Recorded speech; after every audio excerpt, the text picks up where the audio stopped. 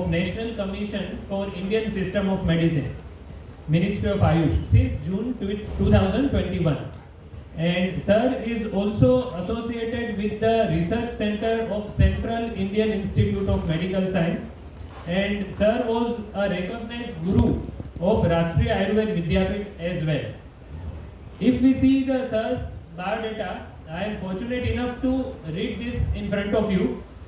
Though there is no requirement of introduction for such a great personality who is leading NCISM very efficiently, we all know this. Nowadays there is a course reformation is going on. Still with this busy schedule, sir has accepted our invitation. We thank you, sir. If we see the curriculum vitae, then research, sir is also a research committee member in Central Indian Institute of Medical Science. Okay. So with the sir's instruction, I am going very short that sir has 8 books in his account and 29 research papers, and also having a very unique patent in his credit, the water disinfectant and method for its preparation and use, on 15th February 2017.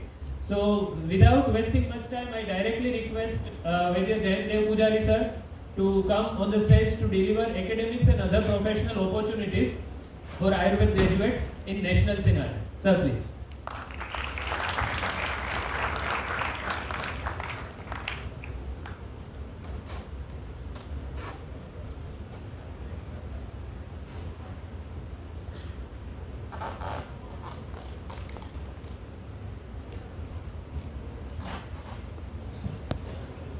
सभी को मेरा नमस्कार। तो मैं देख रहा था कहीं स्पीकर मिलता है तो मैं सामने आ जाऊंगा।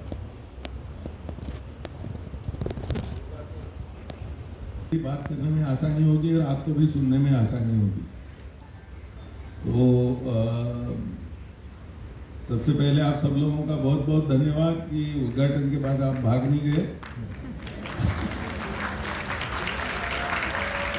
Thank you very much for that.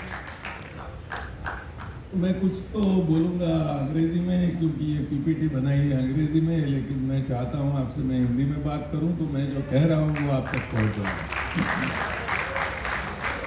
अब ये जो दिया गया है वो ऑर्गेनाइजर्स की तरफ से दिया गया है, academic and other professional opportunities for Ayurveda graduates in national scenario. अभी कैसा है कि दिन बदल रहे हैं, वो आप सब लोग जानते हैं, और इसकी और एक विशेषता है कि समय की गति और बदलाव की गति इसमें अभी अंतर आ गया है।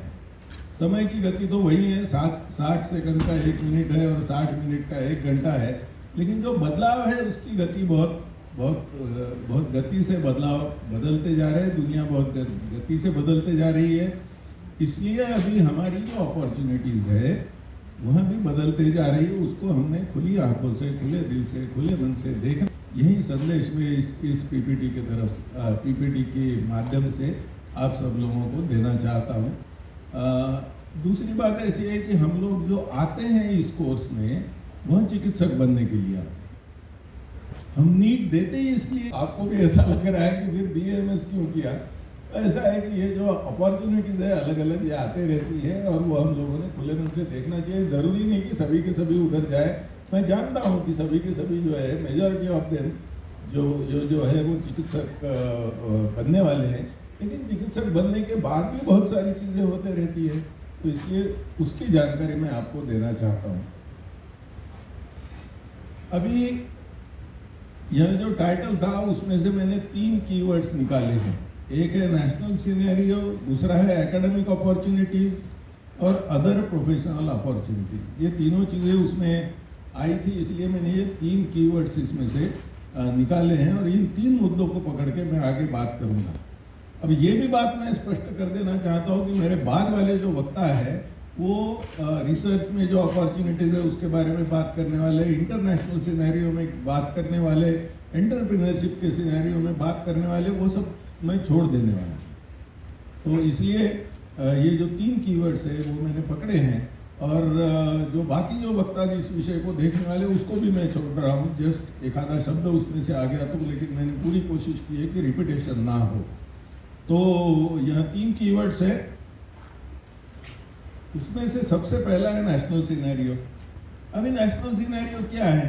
तो सर्वसाधारण रूप से हम ये देखते हैं कि आयुर्वेद के अच्छे दिन आए हैं, बहुत प्रधानमंत्री जी हमारे ब्रांड एम्बेसडर है, आयुष की मिनिस्ट्री बहुत बहुत बड़े पैमाने पर बढ़ रही है, आयुष की इंडस्ट्री बहुत बड़े पैमाने पर बढ़ रही है।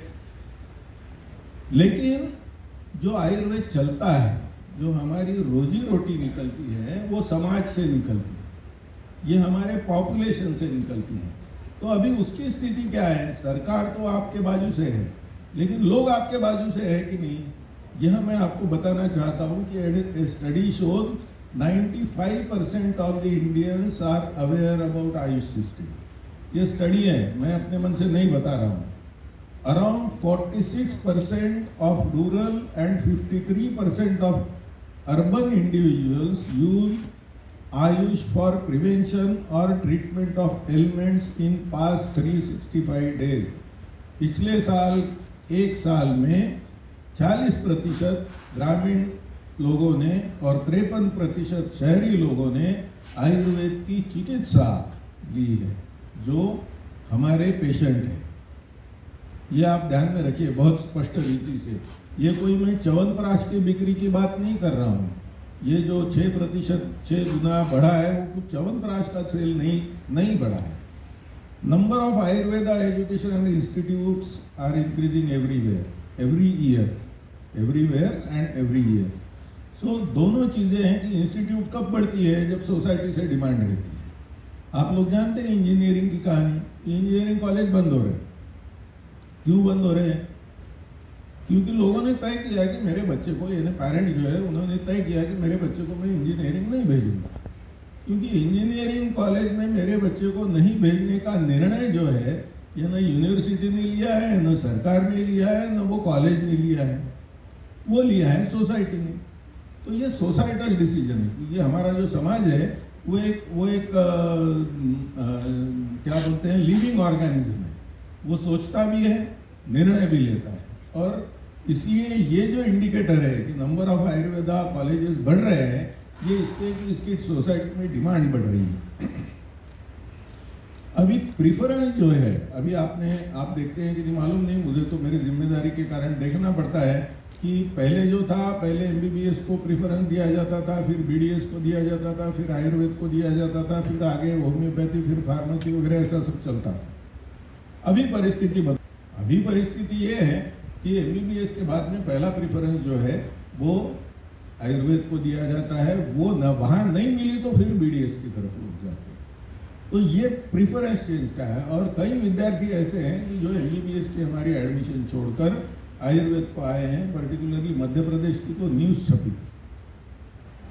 तो आप लोग इस बात से वाकिफ भी होंगे, आप लोगों के पास इसकी जानकारी भी होगी कि ये जो प्रिफरेंस है आयुर्वेद के लिए, ये नीट एस्पायरेंट्स में बढ़ा हुआ है।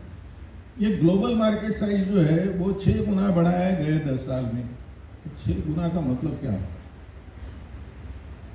6 गुना का मतलब बहुत ज़्यादा होता है। और government of India started issuing Ayush visa for promoting medical tourism. अब ये सरकार की तरफ से है। वीज़ा अनेक प्रकार के होते हैं, आप लोग जानते होंगे, कुछ नहीं जानते होंगे, लेकिन विशेष रूप से आयुर्वेद के लिए आने वाले जो लोग हैं उनको आयुष वीज़ा मिलता है। वीज़ा की एक कैटेगरी निर्माण हो गई है नवीन। इसका मतलब आने वालों की संख्या का आप कल्पना कीजिए। यदि एक आदमी आता तो भारत सरकार उसके लिए, या 10, 12, 20, 25 आदमी आता तो उसके लिए आयुष वीज़ा की अलग कैटेगरी निकालते क्या सरकार? नहीं निकालते, चाहे सरकार किसकी भी।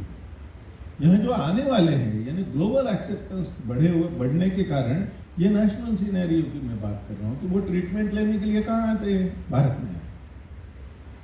ये किसके पास आ रहे हैं? वैद्य के पास आ रहे हैं। ये जामनगर में आ रहे हैं, ये राजकोट में आ रहे हैं, ये अहमदाबाद में आ रहे हैं, ये सूरत में आ रहे हैं, ये बम्बई में आ रहे हैं, ये नागपुर में आ रहे हैं, ये बंगलोर में आ रहे हैं, केरल में तो आ ही आ रहे हैं। तो इसको हमने भी ध्यान में रखना चाहिए कि ग्लोबल सिनेरियो क्या है। और 12,500 आयुष आरोग्य मंदिर ये अभी तक करीब ऑपरेशनल होने की स्थिति में है। 9,500, 10,000 तो हो गए हैं, अभी 1,000, 1,500 बचे हैं, वो भी हो जाएंगे। एंड आयुष सेक्शन जो है वो मिलिट्री हॉस्पिटल का हिस्सा बनने लगा है। ये सोच में का बदला पहले आर्मी में कहीं पर भी आयुर्वेद को, होम्योपैथी को खड़ा भी नहीं करते थे। अभी वहाँ पे आयुष सेक्शन बना है, दिल्ली में एम्स में आयुष सेक्शन बना है, सफदरजंग में आयुष सेक्शन बना है, और एम्स की जो गवर्निंग बॉडी है all India institute of medical sciences allopathy की, पूरे देश भर में उनके 22 संस्थान है, सभी में आयुष का जो सेंटर है वो खुलने लगा। ये क्यों खुलने लगा? उनको बहुत प्यार बढ़ गया क्या आयुर्वेद के लिए? नहीं, ये ज़रूरत बढ़ी है, उसके कारण ये बढ़ा। तो इसको भी हम लोगों ने ठीक ढंग से समझना चाहिए। ये है हमारा नेशनल सिनेरियो।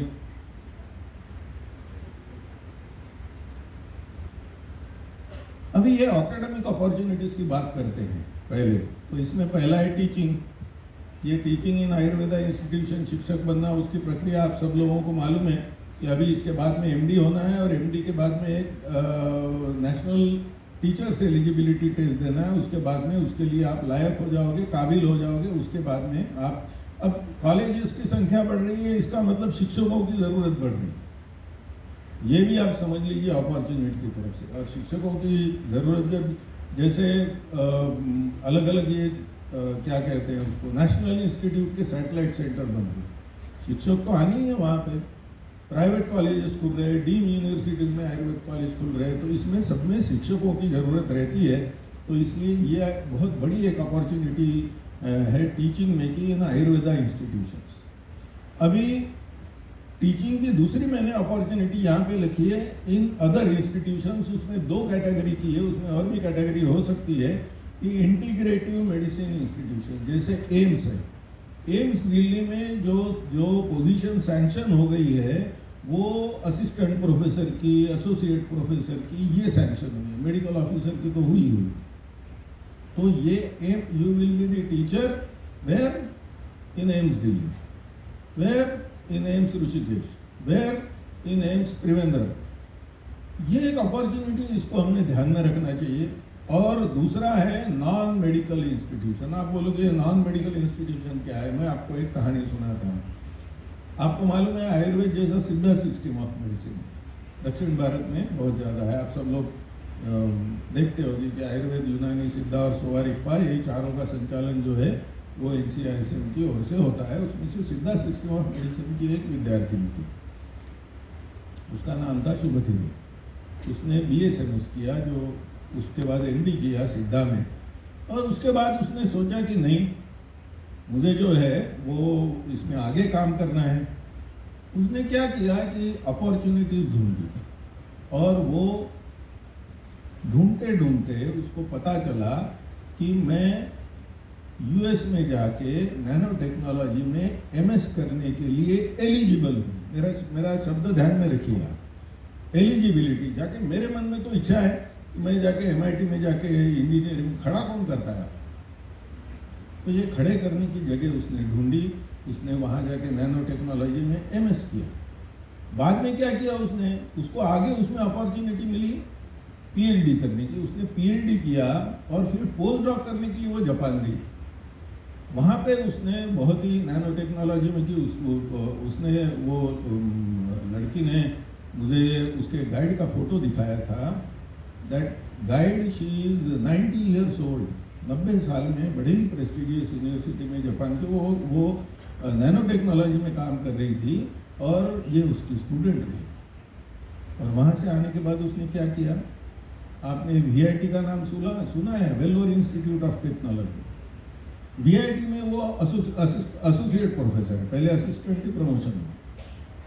अब ये तो एकदम नया ही रास्ता है, इसको भी हमने सोचना चाहिए। इसका दूसरा कारण ऐसा है कि अभी जितने भी IITs है भारत में के, उन्होंने PhD के लिए हमारे जो MD है उनको एलिजिबल किया, सिर्फ परीक्षा पास होनी पड़ती है।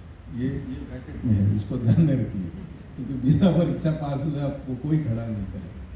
सो these are the academic opportunities. इससे भी ज़्यादा और एकेडमिक अपॉर्चुनिटीज़ और इससे एसोसिएटेड जो अपॉर्चुनिटीज़ है वो रिसर्च में भी है, उसके बारे में अलग से बात होने वाली है, इसलिए इसको मैंने इंक्लूड नहीं किया है। अभी रही को तो 5 साल हो गए। उसने BAMS होने के बाद उसने इंग्लैंड में 1 साल का पोस्ट ग्रेजुएशन होता है, वो भी उसने नैनो टेक्नोलॉजी में किया, कुछ काम किया, and she is the youngest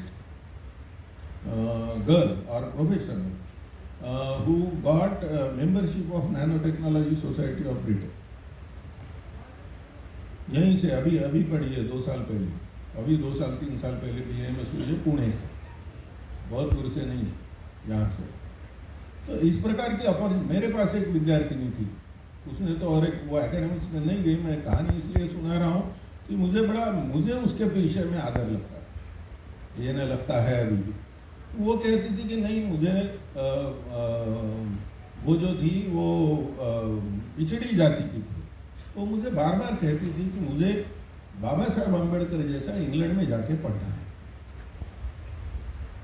अब उसने क्या किया, MD किया, नागपुर से ही किया, मेरे पास प्रैक्टिस के लिए आती थी और मुझे बार बार ये पूछती थी, मैं फिर उसके लिए इधर उधर से जानकारी ढूंढता था। ढूंढते ढूंढते उसने पब्लिक हेल्थ में वहाँ के मास्टर्स में एडमिशन, पब्लिक हेल्थ में वहाँ से एलिजिबल है, ध्यान में रखिए, BAMS is eligible for public health in UK। मैं ये बताना चाहता हूँ आपको कि एलिजिबिलिटी आपकी कहाँ कहाँ पर है। और वहाँ जाकर उसने वो पूरा किया और आज वो इंग्लैंड में सेटल हो गई। वो उतना ही मेरे को अच्छा नहीं लगा, वापस आती तो अच्छा रहता लेकिन ये जो कमाल उसने करके दिखाई वो लड़की नहीं, इसलिए मेरे मन में उसके विषय में बहुत आदर है, भले ही कहने के लिए मेरी स्टूडेंट है।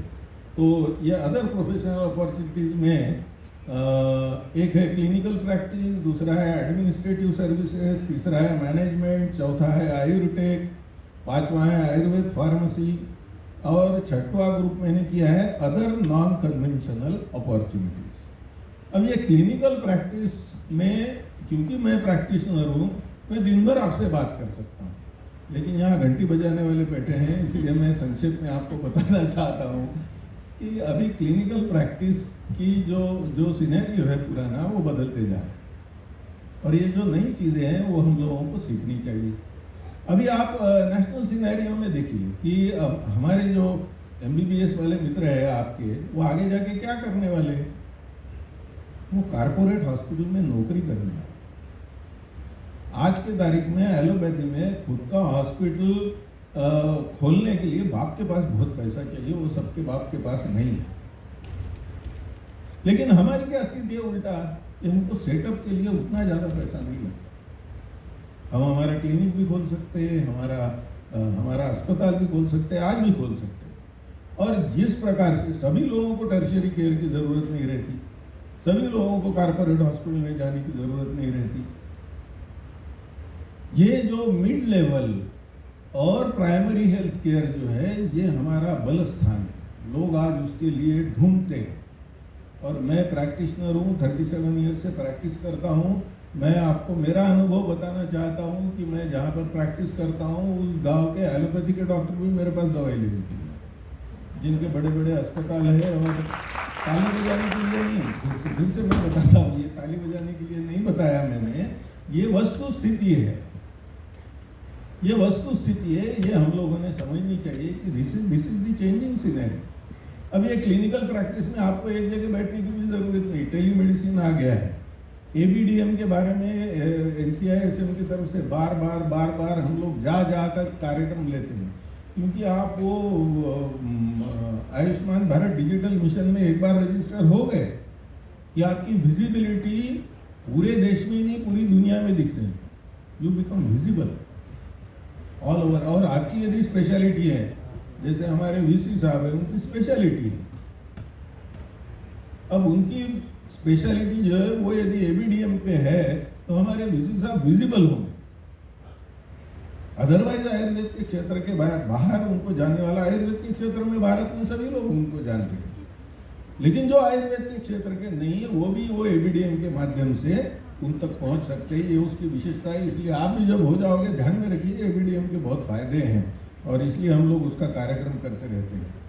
एडमिनिस्ट्रेटिव सर्विसेज भी आप लोग जानते हैं, उसके बारे में मैं आगे चलता हूँ एक एक चीज़ को लेके।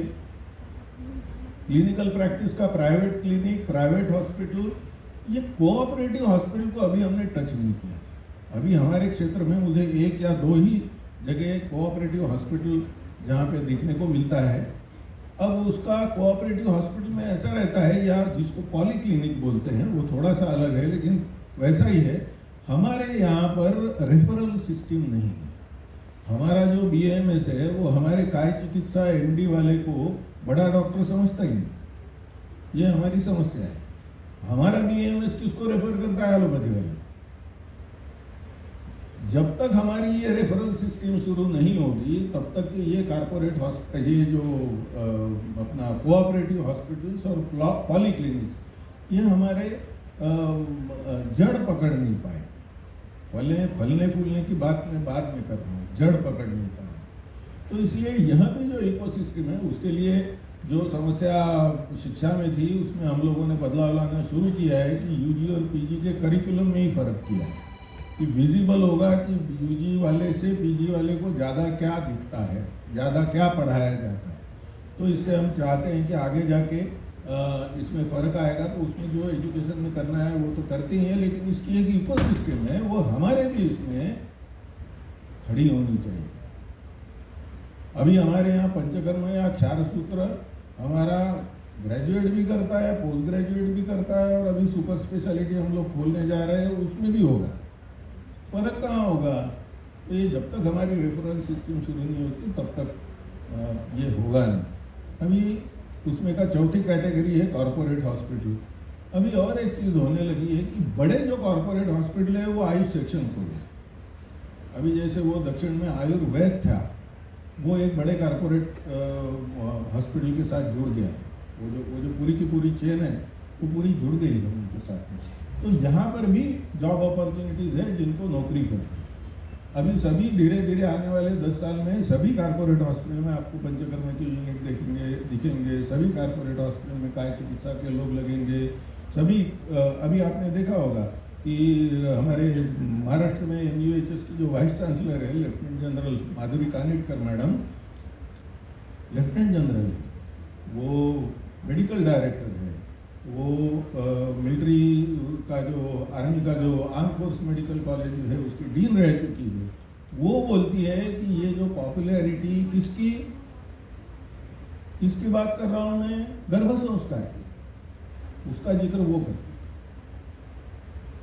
तो ये जो चेंजिंग सीनरी है वो हमको ध्यान में, और ये कॉर्पोरेट हॉस्पिटल में भी आने वाला है, इसलिए इसकी भी हमको तैयारी करनी चाहिए। इसलिए क्लिनिकल प्रैक्टिस की, अब ये सब फिजिकल बताया, ऑनलाइन की मैं बात नहीं कर रहा हूँ, क्योंकि आने वाला जो ज़माना है वो सब ऑनलाइन का रहने वाला है। इसलिए मैंने एबीडीम का सिर्फ जिक्र किया है। उसके भी ऑप्शन जो है वो बहुत बड़े पैमाने पर है, और ऑनलाइन जो है कोर्सेज के भी ऑप्शन बहुत बड़े पैमाने पर है। उसका भी जिक्र मैं यहाँ पर नहीं किया हूँ, उसको आपने ध्यान में रखना चाहिए। अभी ये क्लिनिकल प्रैक्टिस के और एक आगे की कुछ चीज़ें, एक है काउंसलिंग। आज के तारीख में आप सब लोग जानते हैं कि स्कूल में पढ़ने वाले बच्चे, कॉलेज में पढ़ने वाले बच्चे, इनको बहुत सारी न्यूली मैरिड लोग, इनके लिए बहुत सारी मानसिक समस्याएं हैं। अब हमारे यहाँ हम लोग मानस रोग भी पढ़ाते हैं, और BAMS के बाद MA साइकोलॉजी भी आप कर सकते हैं। उसमें पकड़ के क्लिनिकल साइकोलॉजी करोगे तो हमेशा प्योर साइकोलॉजिस्ट से भी जो डॉक्टर साइकोलॉजी पढ़ा हुआ है उसके तरफ जाने की लोगों की टेंडेंसी ज़्यादा रहती है। अभी हम लोगों ने सर बैठे हैं सामने, हाँ जी, आप मिलिए सर से ये सेशन के बाद में, वो हम यही करते हैं। तो ये स्वाभाविक है, ये लोगों की प्रवृत्ति है, इसका हमने फ़ायदा उठाना चाहिए। ये भी हमारे करियर ऑप्शन है। प्रिवेंटिव और प्रोमोटिव हेल्थ में तो बहुत ज़्यादा है। ये मैं सिर्फ वेलनेस सेंटर की बात नहीं कर रहा हूँ।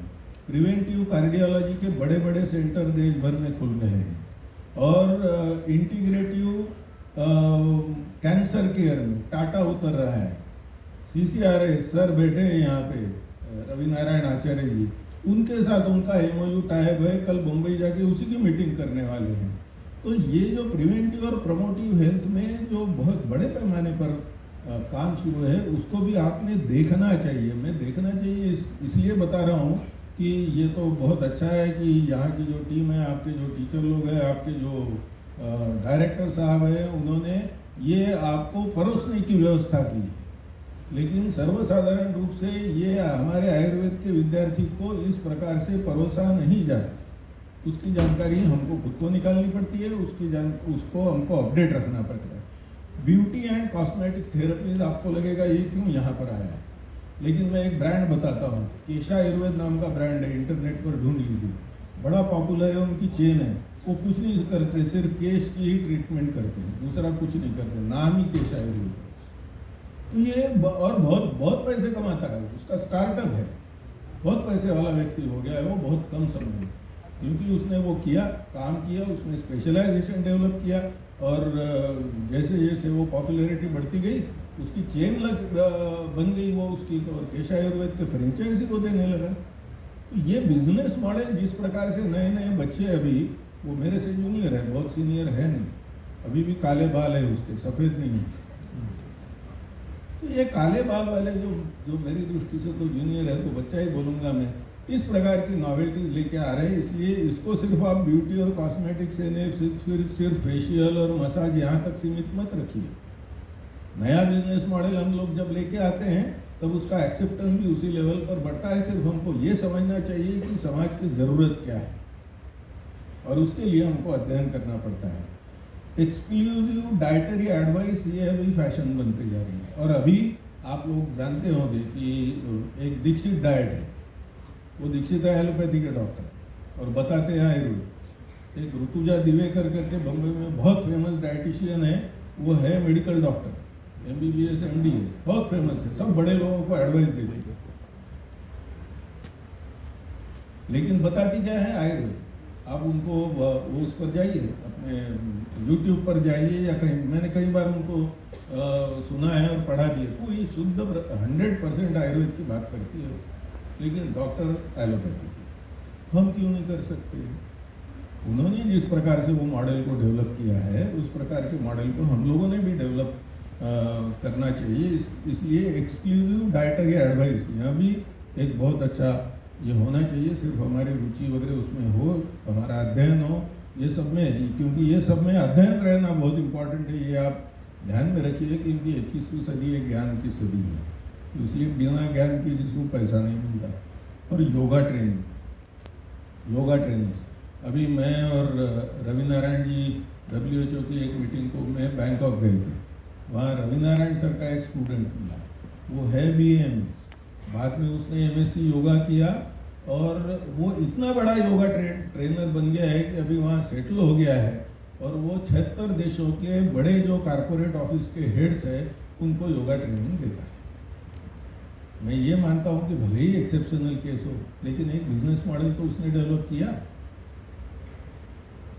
और बुलाया जाता है उसको, और आप ही के सर का स्टूडेंट है, तो कुछ नया नहीं है। ऐसा नहीं है कि ये सब एलियंस है और यहाँ आयुर्वेद पढ़ के कुछ कर रहे हैं।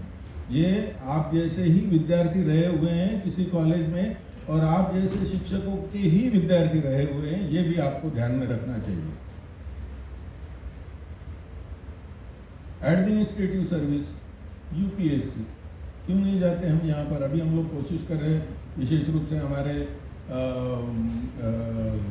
सेक्रेटरी सर जो है वैद्य राजेश कोटेचा, यहाँ पर फॉर्मर वाइस चांसलर थे, वो बहुत कोशिश कर रहे हैं और हम लोगों को भी काम में लगाया उन्होंने कि UPSC में हमारा एक सब्जेक्ट आया आयुर्वेद का, तो उसके लिए सिलेबस बनाकर भेज रहे हैं हम लोग, उसमें वो होता रहेगा। लेकिन ये ऑप्शन हमारे लिए क्यों होना चाहिए? जिनको एडमिनिस्ट्रेशन में रुचि है, फिर नीचे का क्यों सोचे? IAS ही क्यों नहीं? और आज के तारीख में है IAS, BMS हुए बच्चे IAS है। तो ये नया नहीं मैं कुछ बता रहा हूँ, क्योंकि वहाँ बैठने के बाद पता चलता है कि वो डॉक्टर लगाता है तो वो IAS, तो वो BMS है। MBBS को जाते ही जाते हैं, लेकिन इसका ट्रेंड हमारे इसमें भी बन सकता है। स्टेट पब्लिक सर्विस कमीशंस, ये भी बहुत इंपॉर्टेंट रहते हैं। स्टेट में भी आप लोग सर्विसेज में जाते हैं। इंश्योरेंस में बहुत बड़ी डिमांड है इसकी। अभी जितने भी, क्योंकि करीब 47 कंपनियों ने आयुर्वेद के इंश्योरेंस क्लेम देना शुरू किया है, उसकी एक बड़ी meeting all India institute of Ayurveda में सेक्रेटरी सर ने ली थी। सबको ये पूछा गया है कि आप उसका एनालिसिस कैसे करते हैं? उनका उत्तर यह था, आप ही के लोग बैठते हैं हमारे पास। अब इसका मतलब ऐसा है कि इंश्योरेंस में भी अब ये कोई सब भारत में के इंश्योरेंस क्लेम एक जगह थोड़ी आते दिल्ली में। ये तो जो रीजन होगा, जो गांव होगा, जिस प्रकार के क्लेम होंगे उस प्रकार वहीं बैठा हुआ व्यक्ति वो करता है। इसलिए इंश्योरेंस का ये भी एक एडमिनिस्ट्रेटिव सर्विस में मैंने गिनाया है। और हॉस्पिटल एडमिनिस्ट्रेशन के बारे में आप सब लोग जानते हैं, इसके बारे में मेरे को नया कुछ बताने की ज़रूरत नहीं है। MBA हॉस्पिटल एडमिनिस्ट्रेशन के कोर्स चलते हैं, आप उसको ठीक से बता यानी चलाकर बताइए, आपकी डिमांड उसमें रहती है। मैं आपको बताना चाहता हूँ कि आज भी कई बड़े अस्पताल में आप जाके वहाँ का एडमिनिस्ट्रेटिव ऑफिसर को डिग्री पूछिए, कई जगह आपको आयुर्वेद वाले मिल जाएंगे। तो इसलिए यह भी बहुत नई चीज़ नहीं है, ये एक्चुअली प्रैक्टिस है। सिर्फ हमको ये पता करना है कि वो आदमी वहाँ तक कैसे पहुँचा, वो पहुँचने के लिए उसने किया क्या, और उसको यदि हम समझेंगे तो मुझे लगता है हम लोग ज़रूर इस विषय में आगे बढ़ पाएंगे। मैनेजमेंट ये एक बहुत इम्पॉर्टेंट सेक्टर है जहाँ पर हमको स्कोप है।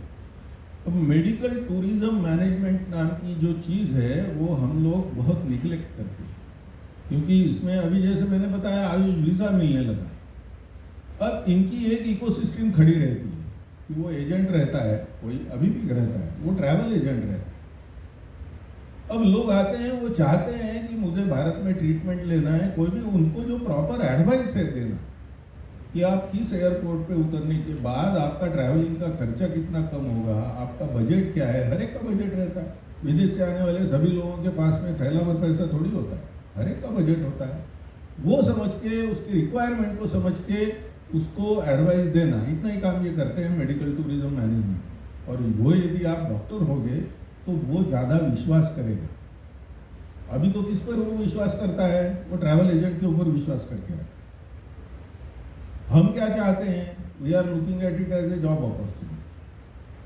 तो यदि हम लोग इसमें उसकी मदद कर सके, या अपने ही गांव में 4 लोग 5 लोग 6 लोग मिलके इस प्रकार से हम लोग, क्योंकि हील इन इंडिया वाला जो कंसेप्ट है उसको बड़े पैमाने पर, और मैंने देखा है, मैंने उसका स्टडी किया है, बच्चों के लिए उसके PPTs भी बनाए हम लोगों ने कि विदेश में जिसको जाना है उसकी क्या तैयारी है, और भारत में जिसको विदेशी रुग्ण चाहिए उसके लिए क्या तैयारी।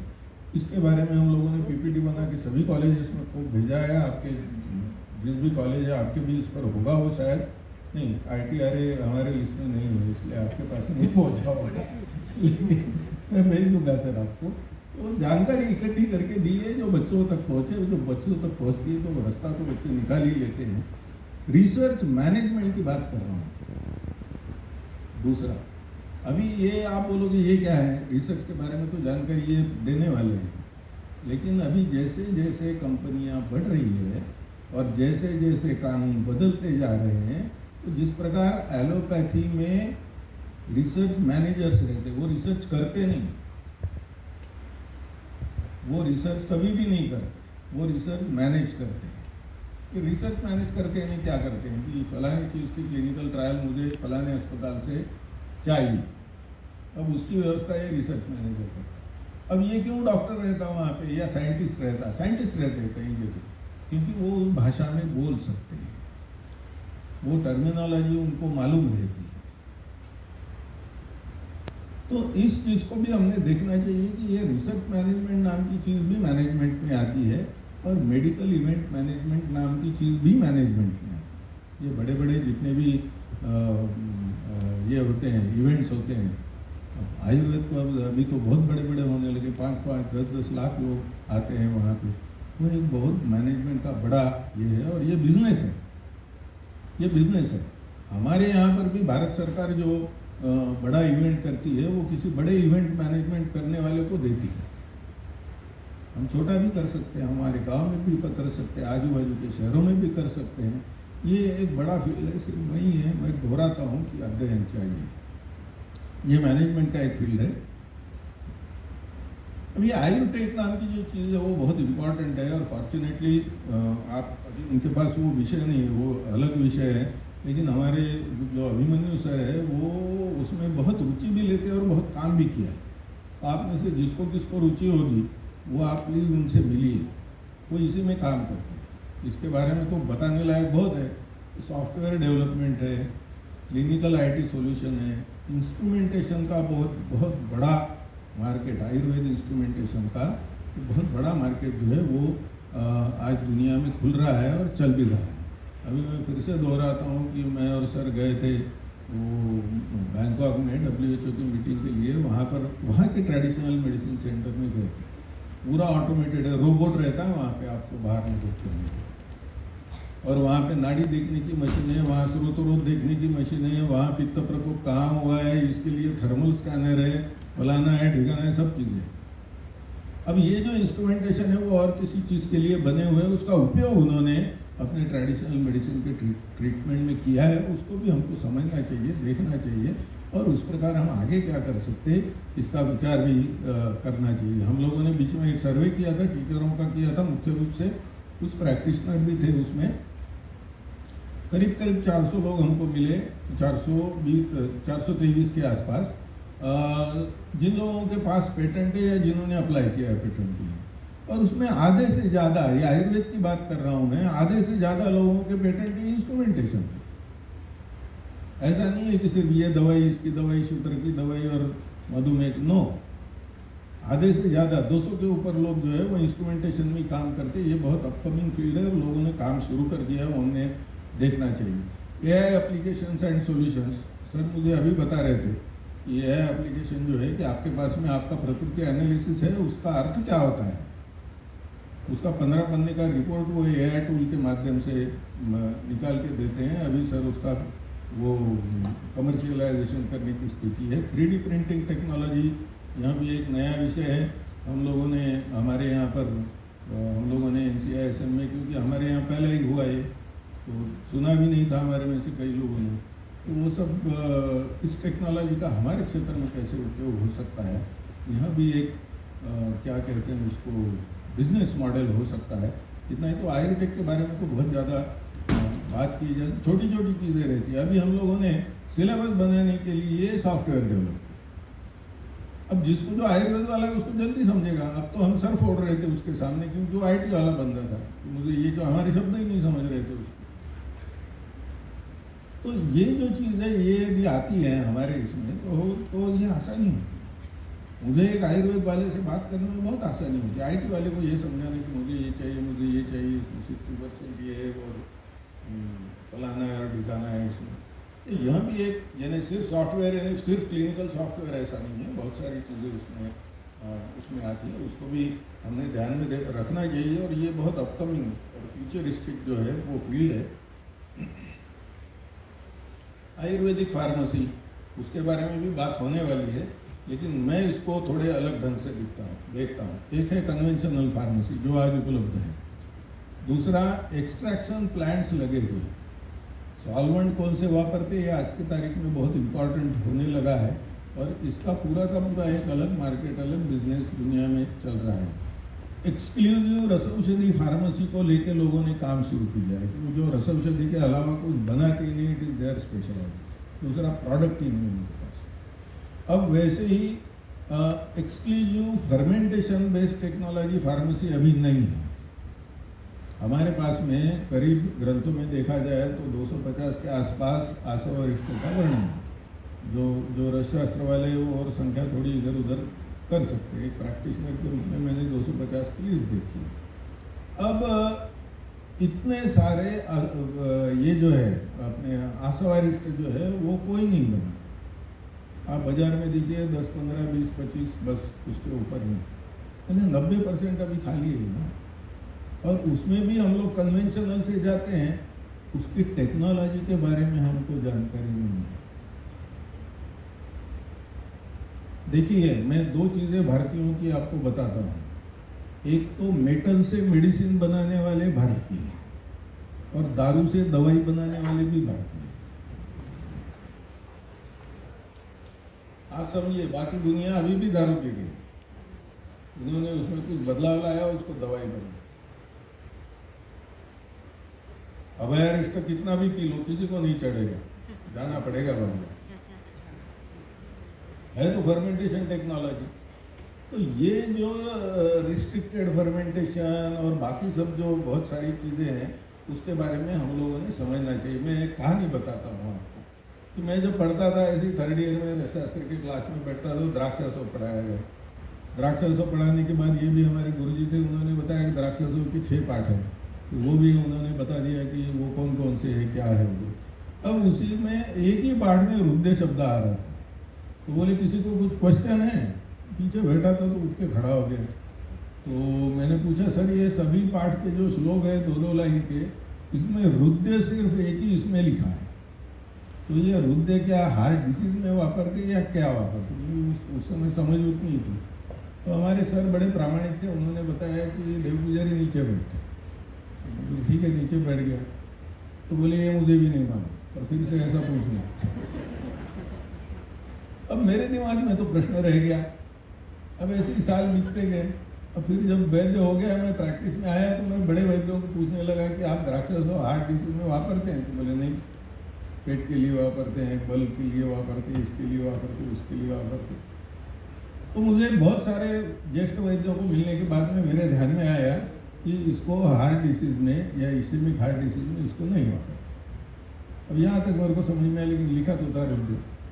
फिर ऐसा होते होते 10-15 साल बीत गए। बाद में मेरे दवाखाने में एक दिन एक बर्नार्ड पॉल नाम का आदमी आया, जो बर्गंडी यूनिवर्सिटी है फ्रांस में, उनके बाइन रिसर्च इंस्टीट्यूट का डायरेक्टर था। तो वो आया था आयुर्वेदिक दवाई लेने के लिए किसी कारण से।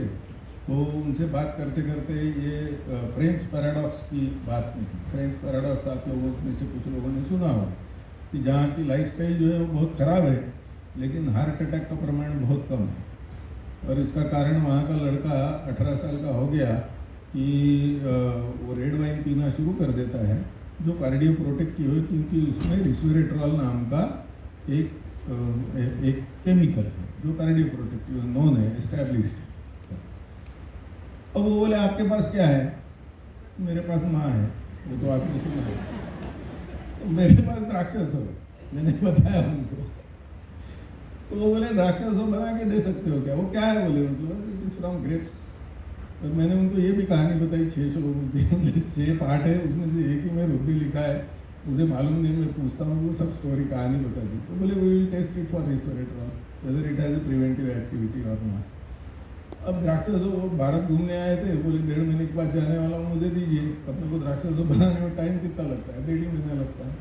मैंने तुरंत घर जाके लगा दिया, बाकी के जितने भी थे बाजार से खरीदे, ये जो है ये बनाया घर में मटके में, और भर के उनको दे दिया। जाते समय आए थे वो, और बाकी के भी सैंपल दे दिए, ले गए।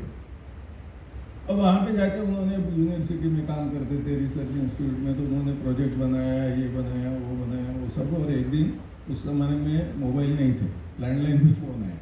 मैंने भी नया ही खरीदा था, क्योंकि सबके पास लैंडलाइन नहीं रहते थे। और उसमें उन्होंने पूछा कि उसमें उन्होंने ये बताया कि yes there is a resveratrol in this द्राक्षस। मुझे समझ में आ गया कि ये जो रुद्र शब्द है वो प्रिवेंटिव है। एक दिन उन्होंने पूछा कि अंग्रेजी में पूछा कि और इसकी क्या प्रॉपर्टी है? तो मैंने उनको बताया वो श्लोक में रुद्र के बाद में गुल्मघ्न ऐसा शब्द था। तो मैंने बोला yes it is written in Sanskrit that it has anti tumour property, but again I don't know whether it is preventive और क्यूरेटिव। वो मुझे बोलता है इट इज़ प्रिवेंटिव, मतलब है। तो बोले वो रिस्वेरेट्रॉल का जो पीक है उसके बाजू में एक टेरोस्टिल्बिन का पीक आ रहा है, which is non tumour preventive. अब मेरा प्रश्न दूसरा है, ये प्रिवेंशन की बात कर रहा है, मैं फर्मेंटेशन टेक्नोलॉजी की बात कर रहा हूँ, और उसके exclusive fermentation technology based pharmacy की बात कर रहा हूँ उसके संदर्भ में। ये जिसने ये श्लोक बनाया उसने कौन सा क्लिनिकल ट्रायल लिया है जिसमें उसको मालूम पड़ा कि ये प्रिवेंशन करता है? डिसीज ठीक करता है, यहाँ तक तो क्लिनिकल ट्रायल हो सकती है। डिसीज नहीं होगा इसके लिए उसने क्या मेथड अपनाई? ये डबल बाइंड, ट्रिपल बाइंड और कौन से ब्लाइंड है, वो सब इसमें काम नहीं करते। तो ये जो मेथड, न उसको रिस्वेरेट्रॉल मालूम था, न टेरोस्टिल्बिन मालूम। अब उसने ये कहाँ से लिखा है, ये मेरे सामने प्रश्न है। तो इसलिए मेरा कहने का मतलब है कि एक्सक्लूसिव ये शब्द मैंने इसलिए डाला है। न्यूट्रास्यूटिकल आप सब जानते हैं, और डाइटरी प्रोडक्ट्स के बारे में भी जानते हैं आप सब लोग, की जो मिलने लगी हैं आजकल। और एक टेक्नोलॉजी आई है, जगह जगह उसके लगने लगे हैं कि रेडिएशन के द्वारा उसको बैक्टीरिया फ्री कर देते हैं। वो करने के कारण उसका डिटोरिएशन जो है, तो जब तक एयर के कॉन्टैक्ट में नहीं आता तब तक आते हैं। और दूसरा एक चलन चलने लगा है कि उसको वैक्यूम पैकिंग बोलते हैं, उसमें की हवा पूरी निकाल देते हैं। कुछ लोग जो रहते हैं उसमें नाइट्रोजन डाल देते हैं। आपको वो वेफर स्टेज में जो बड़ा बड़ा दिखता है ना, वो नाइट्रोजन फिल करके सील किया हुआ है। तो ये सब उसका प्रिजर्वेशन, लाइफ बढ़ाने के लिए, शेल्फ लाइफ बढ़ाने के लिए सब कार्यक्रम है। तो ये भी एक बहुत अच्छी इंडस्ट्री है जिसके बारे में आपको बताया जाएगा। ये तो मैं करियर के दृष्टि से आपको इसका ये बताना चाहता हूँ। अभी ये नॉन कन्वेंशनल अपॉर्चुनिटीज में कल्टीवेशन ऑफ मेडिसिनल प्लांट की बात करते हैं। अभी हमारे यहाँ वो आयुर्वेद का वैद्य है नहीं, लेकिन उसके घर में खेती पहले से थी, पढ़ा लिखा था। उसने आजू बाजू के जितने भी अपने काश्तकार है, फार्मर्स है, उनको लूप में लिया और अभी करीब करीब 500 एकड़ में वो ये उगाता है अपने मेडिसिनल प्लांट। बहुत बड़ा बिजनेस खड़ा किया उसने और उसके पैसे भी ज़्यादा लेता है, क्योंकि वो उसके खुद के देखे हुए हैं, जंगल से जमा किए हुए नहीं है। ये एक बहुत बड़ा है। मेडिको लीगल सेक्टर ये रेयर है, लेकिन अभी कुछ लोग सिर्फ इसी की, क्योंकि नए नए कानून आ गए, प्रैक्टिशनर के ऊपर केसेस होने लगी है, उसका स्पेशलाइज लॉयर जो है वो नहीं रहता है, तो ये भी एक रहता है। मेडिकल जर्नलिज्म भी है। अभी इसको हम लोगों में से कई लोग, यानी जो सीनियर है, उनको जानते होंगे कि वो वर्तमान पत्रों में लेख लिखते हैं, न्यूज़पेपर में लेख लिखते हैं, मैगजीन्स में लेख लिखते हैं, लेकिन उसकी तरफ जर्नलिज्म की ओर से कोई देखता नहीं। आज आपने देखा होगा कि कहीं बाजार में आप खड़े हो जाइए कि हेल्थ पर कई मैगजीन्स निकलते हैं और लोग खरीदते हैं, बड़े हिसाब से खरीदते हैं, लाइब्रेरीज खरीदते हैं। हम इसमें कोई हमारी दखल नहीं है, हमारे ग्रेजुएट की कोई दखल इसमें नहीं है। हालांकि ये नॉन कन्वेंशनल है, लेकिन ये अपॉर्चुनिटी है। मेडिकल फोटोग्राफी इसमें बहुत ज़्यादा है नहीं, लेकिन जैसे जैसे रिसर्च बढ़ते जाएगा ये बढ़ते जाएगा सब ये चीज़ें। और डॉक्यूमेंटेशन एंड टेक्निकल राइटिंग, इसकी तरफ तो हम देखते ही नहीं। अभी हम लोग NCISM की तरफ से वो देते हैं अपना पब्लिकेशन ग्रांट। वो इसलिए देते हैं कि हमको मालूम है कि पूरे हमारे पढ़ाई में वो PG भी हो जाए, PhD भी हो जाए, रिसर्च पेपर कैसे लिखना ये हम कभी नहीं पढ़ाए। तो डेटा जनरेट कर सकता है, रिसर्च मेथोडोलॉजी, स्टैटिस्टिक्स वगैरह पढ़ाएगा उसको, लेकिन लिखना कैसे है? तो हम लोगों ने बोला कि कोई किसी के पास अच्छा डाटा है तो एजेंसी के पास जाए, अपना रिसर्च पेपर लिखवा ले, उसके पैसे हम लें। और मैं बताता हूँ आपको मेरा अनुभव, मेरे पास डाटा भी है उसका, कि कहीं ये आने के बाद में कई लोगों ने ये शुरू कर दिया, कि उनके पास डेटा तो था ही, अब ये मालूम नहीं था, अब दूसरे से लिखवाने के पैसे कौन देगा, ये प्रश्न था। वो प्रश्न हम लोगों ने सॉल्व किया। अभी मुझे याद है एक ये आई थी, उसने बहुत अच्छे जर्नल तक वो पहुंचा, लेकिन उसका कुल मिलाकर खर्चा 72,000 रुपये था। हम लोगों ने दिए उसको बात। अब ये बराबर है कि कोई प्रैक्टिशनर है तो 72,000 रुपये जेब में से सिर्फ इसके लिए खर्चा करेगा जिसमें से उसको कुछ नहीं मिलना। ये तो जो एकेडमिक्स में उनको उसका वेटेज मिलता है, जो प्रैक्टिशनर है उसको कुछ नहीं मिलता। तो इसलिए ये भी एक फील्ड हो सकता है। रिटेल्स एंड लॉजिस्टिक्स ये बहुत एक नई चीज़ है। अभी आज के तारीख में ज़ोमैटो आप जानते हो, ज़ोमैटो से उनको खाने की चीज़ें मिलती हैं।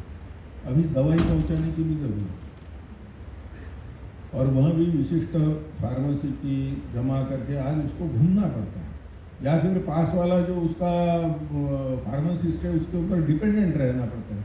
इसकी इंडिपेंडेंट सिस्टम अभी शुरू नहीं हुई ज़ोमैटो जो शुरू हो सकती है, क्योंकि हर व्यक्ति आज के तारीख में हमारे देश में 40 के पास कोई ना कोई गोली खाते रहते हैं, और उसमें से वो पॉपुलेशन में से 46% पॉपुलेशन रूरल और 53% अर्बन ये आयुर्वेदिक दवाई लेती है।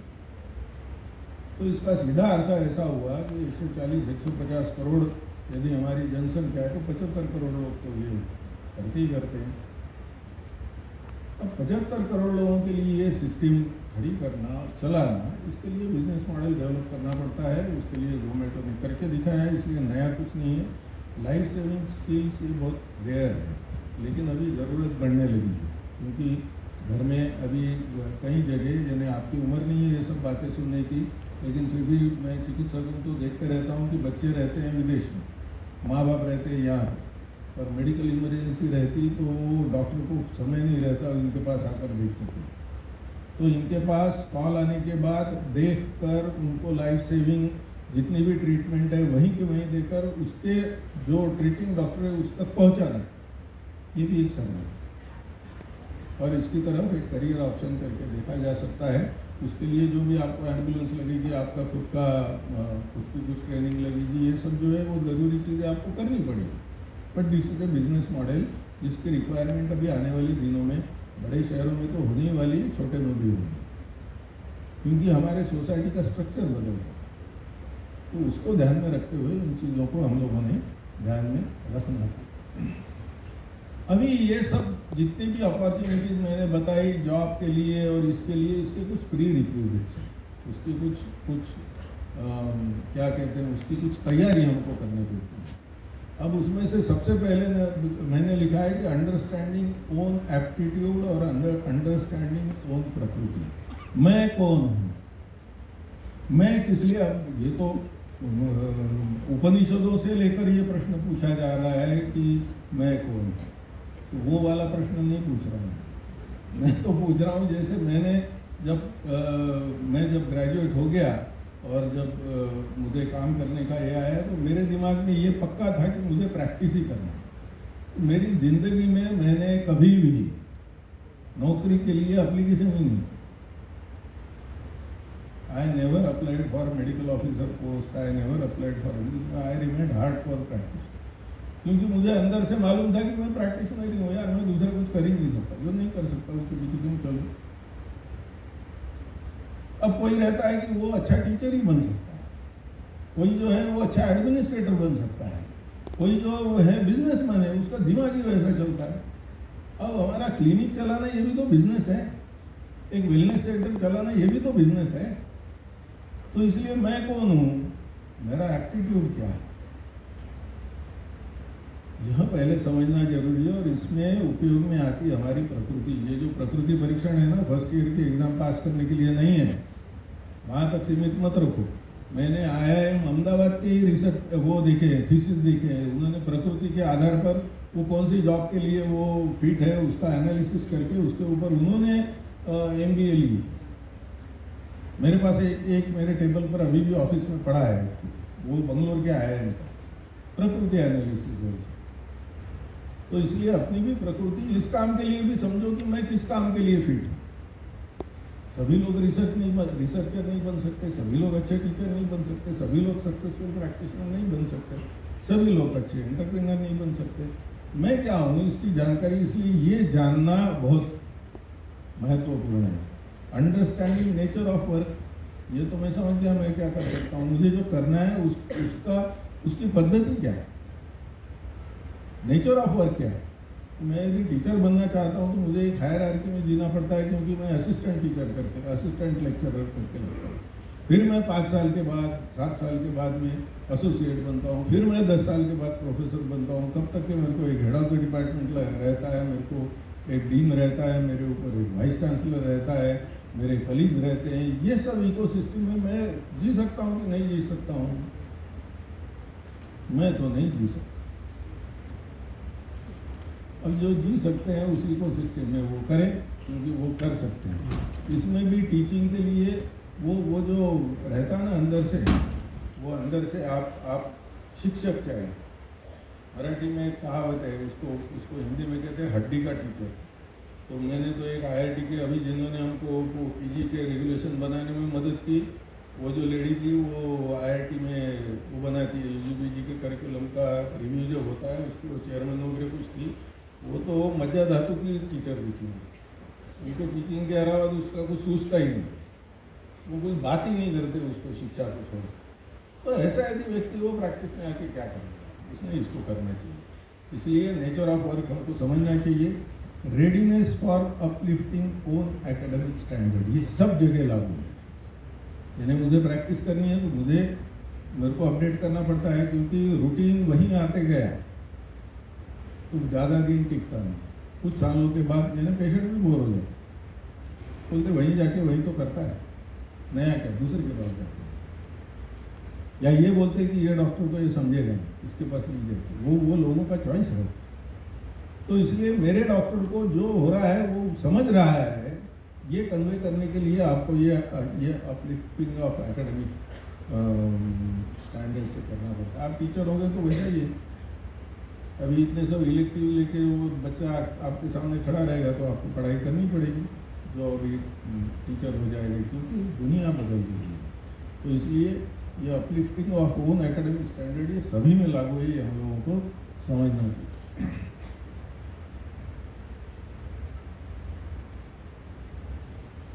अभी ये एकेडमिक करियर के लिए जो बेसिक स्किल्स है, बहुत सारे स्किल्स लगते हैं इसके लिए, लेकिन जो बेसिक है जिसके अलावा ये होगा ही नहीं, ऐसे तीन ही हैं। पहले कम्युनिकेशन स्किल चाहिए, क्योंकि आप एकेडमिक्स में जा रहे हैं, you must have a very good communication.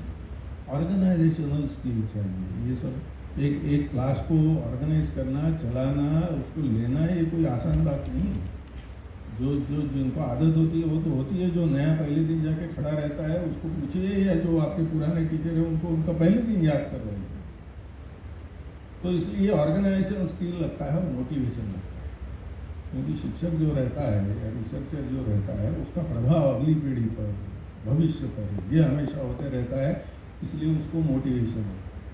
अभी एकेडमिक्स में और कई बार एक चीज़ रहती है कि सभी पूरे के पूरे आप 40 साल यदि एकेडमिक्स में रहने वाले हो तो सभी अच्छे दिन नहीं रहते, अप्स एंड डाउन्स रहते हैं। कभी आपके कलीग से नहीं पड़ता, कभी एचओडी से नहीं पड़ता, कभी डीन से नहीं पड़ता, कभी वीसी से झगड़ा होता। अब उस समय क्या करना है, उस समय सेल्फ मोटिवेशन करना है।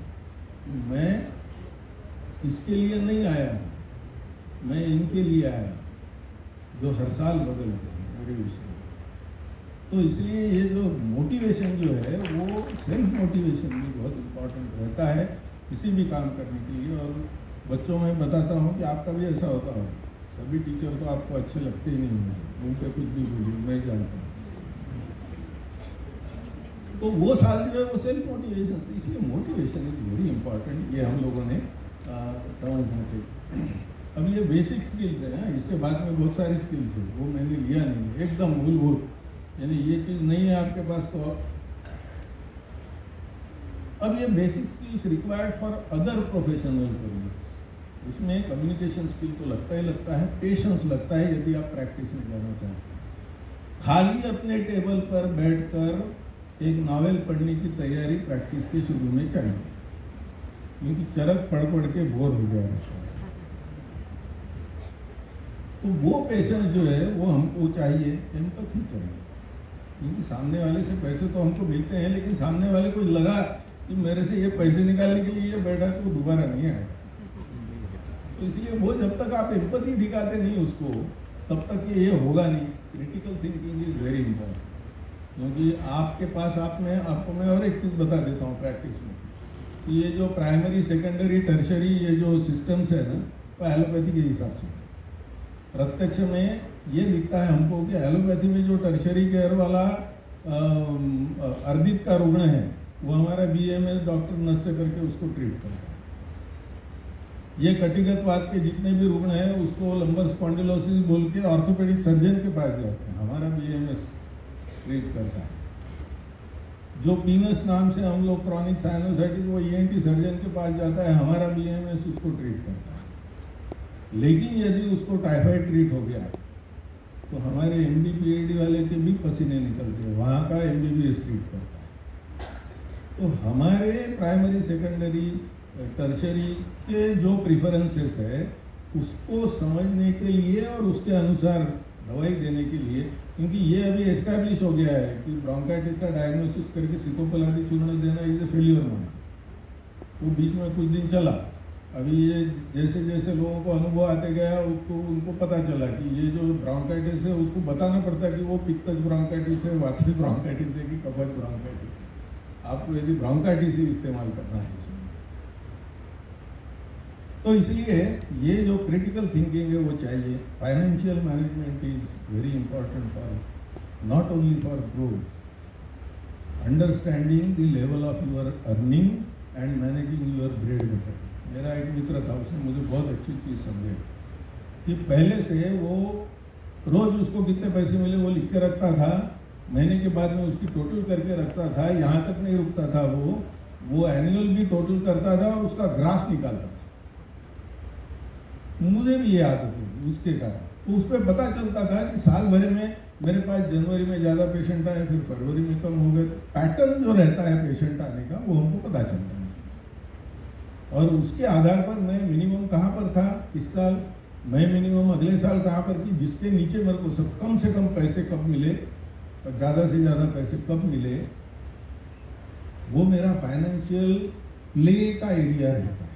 उसके आधार पर मैं दवाखाने का लिए लोन ले सकता हूँ, कार के लिए लोन ले सकता हूँ, घर के लिए लोन ले सकता हूँ। ये उस अंडरस्टैंडिंग पर निर्भर करता है। और यदि मेरे को 10 साल बाद अस्पताल खोलनी है मेरे को, तो ये अंडरस्टैंडिंग मेरी काम में आती जो फाइनेंशियल मैनेजमेंट के तहत आती। फाइनेंशियल मैनेजमेंट ये बहुत बड़ा शब्द नहीं है, रोज का हिसाब और उसको देखने का तरीका is financial management. Branding is another important thing. Branding ये क्यों बात है?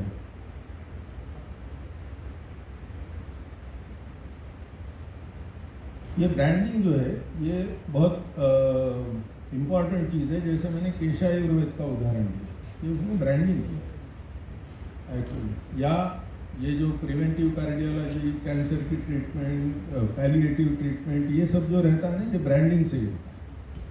वात व्याधि का भी ब्रांडिंग होता है। आप लोगों ने देखा होगा पुराने ज़माने में गाँव खेड़े में लीवर डिसीज या ये जो कामला रहता है उसको दुरुस्त करने वाले, झाड़पट्टी देने वाले लोग रहते थे, लोगों के यहाँ लाइन लगी हुई, ब्रांडिंग है। तो इसको आप समझिए कि आपको किस विषय में, प्रैक्टिस में या कहीं पर भी आपकी ब्रांडिंग कहाँ पर खड़ी करनी है। और leadership is very important basic skill. क्योंकि आप बोलोगे मेरे दवाखाने में तो मैं अकेला हूँ, लेकिन आपके पास 2 लोग जरूर रहते हैं, एक झाड़ू लगाने वाला जो पार्ट टाइम रहता है और एक आपका कंपाउंडर। इन दोनों को लेके चलना भी आसान बात नहीं। वो कितने बार आपको छोड़ के जा रहा है इसका हिसाब रखिए तो पता चल जाएगा कि लीडरशिप क्या होता है। तो मैं बड़े लीडरशिप की बात नहीं कर रहा हूँ। एक किसी जिसका छोटा अस्पताल है 10 बेड का, उसको पूछिए कि वो जो नाइट में जो नर्स जो आना चाहिए वो कितने बजे आती और उसकी क्या उसको तकलीफ है। That is leadership. जब तक आप आपके स्टाफ को पैसे भी देते हो, लेकिन जब तक आप मोटिवेट नहीं करते, रिवॉर्ड्स नहीं देते, तब तक आप उसको चला नहीं। That is leadership. लीडरशिप देने खड़े रह के भाषण देना नहीं। तो इसको भी हम लोगों ने समझना चाहिए। अभी ये शुरुआत कहाँ से करें? अब ये तो सब ठीक है, ये तो ज्ञान हो गया, इतनी अपॉर्चुनिटीज है, ये है, फलाना कर सकते हैं, इसके इतने प्रकार है। शुरुआत कहाँ से करें? यदि आप फाइनल ईयर के स्टूडेंट है, यदि आप चाहते हैं उस समय, तो ये 4 चीज़ों को ध्यान में रखिए। पहले इंट्रोस्पेक्ट, जो मैंने प्रश्न पूछा था कि मुझे क्या बनना, इसके बारे में खुद सोचिए। क्योंकि मेरा अनुभव ऐसा है कि जिसको अंदर से ऐसा लगता है ना कि मुझे यही बनना है, तो वो कई बार वो सही निकलता है। 90% में फेल्यूर रेट। वैसे जिसको अंदर से जो चीज़ लगती है वो सक्सेसफुल है। मेरे सामने 2 उदाहरण। मेरा एक मित्र था, वो मेरे साथ ही प्रैक्टिस उसने शुरू की, लेकिन वो हमेशा बोलता था कि हम लोग खाली रहते थे शुरू में, कितने पेशेंट आएंगे, तो शाम को फिर चाय वाय पीने के लिए जम जाते थे। तो उसके तरफ काला कुत्ता नहीं क्लिनिक में, पर ये बोलता था कि मेरे को यार इंडस्ट्रियलिस्ट बनना है। सारा किसी का नाम लेता था, इतना बड़ा इंडस्ट्रियलिस्ट। अब हमको लगता था हाँ भाई बोल रहा है, लेकिन उसके दिमाग से वो कभी गया नहीं। और आज उसकी जो कंपनी उसने खोली, बीच में हार्डशिप आई, बाकी सब आया, क्योंकि वो लोअर मिडिल क्लास फैमिली से मेरे जैसा ही था। आज उसका 10 करोड़ की टर्नओवर की कंपनी, ये वो कर सकता है। दूसरा मैं उदाहरण देता हूँ कि हमारे मित्र है, हमारे साथ ही कमीशन में है, BS प्रसाद सर, मैं नाम ही लेता हूँ। पहले इनके साथ थे, इनके साथ CCRS के साथ। CCRS की सरकारी नौकरी छोड़कर वो प्राइवेट कॉलेज में टीचर बने और 15 साल ऐसे कॉलेज चलाया कि जो एक मिसाल बनी। उनके विद्यार्थी इतने जगह हैं, इतना एप्रिसिएशन है उनका, क्योंकि उन्होंने सही समय पर। अब सरकारी नौकरी उस समय छोड़ना है पागलपन की हद थी, लेकिन उन्होंने अंदर की आवाज़ सुनी और शिक्षक बने। अब आज पूरे आयुर्वेद क्षेत्र को दिशा देने का काम वही करते हैं। और नॉट ओनली दैट, उन्होंने अपने 15 साल में इतने एजुकेशन पे एक्सपेरिमेंट अपने कॉलेज में किए कि जिसकी कोई तुलना नहीं। तो इसलिए ये जो अंदर की आवाज़ रहती है, इसलिए इंट्रोस्पेक्ट, देन डिस्कस, चर्चा कीजिए। आपके शिक्षक है, उनके पास बहुत सारा अनुभव है, उनको पूछिए। उनके भी मित्र कुछ प्रैक्टिस में रहते, कुछ सक्सेसफुल रहते, कुछ अनसक्सेसफुल रहते। थर्ड पर्सन करके सेक्टर का उनका अंडरस्टैंडिंग रहता है, उनसे बात कीजिए। पास होने के बाद भी आइए एक बार कॉलेज में, बैठिए उनसे, या एक बार चाय पे घर में बुलाइए, चर्चा कीजिए, डिस्कस एंड अंडरस्टैंड, समझिए कि परिस्थिति क्या है, कि मुझे तो कॉर्पोरेट हॉस्पिटल डालना है, लेकिन अभी कहाँ से शुरुआत करें, अभी कहाँ से शुरुआत करें। तो ये अंडरस्टैंड एंड देन इम्प्लीमेंट, उसके लिए काम करना शुरू कीजिए, सिर्फ चर्चा करके कुछ नहीं है। तो इसलिए ये 4 चीज़ों को आप यदि ठीक से करोगे तो this is going to be your good start for anything which ever you.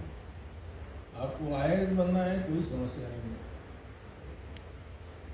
आप उसके लिए तैयारी शुरू कीजिए, लेकिन अंदर से लगना चाहिए, डिस्कस कीजिए, कुछ उदाहरण लीजिए, लोगों से मिलिए, उसके हार्डशिप को जानिए, फिर प्लान A फेल हो गया तो प्लान B मेरा क्या रहेगा, इसके बारे में सोचिए। ऐसा कोई भी मैंने जो पहले फील्ड बताया, ग्रॉस बताया, उसके बारे में वो कीजिए, समझिए और उसको इम्प्लीमेंट कीजिए। यही मेरी आप सब लोगों को विनंती है। और thank you and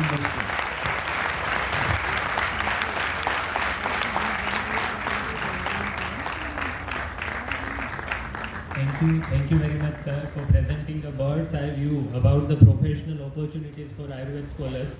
And if I am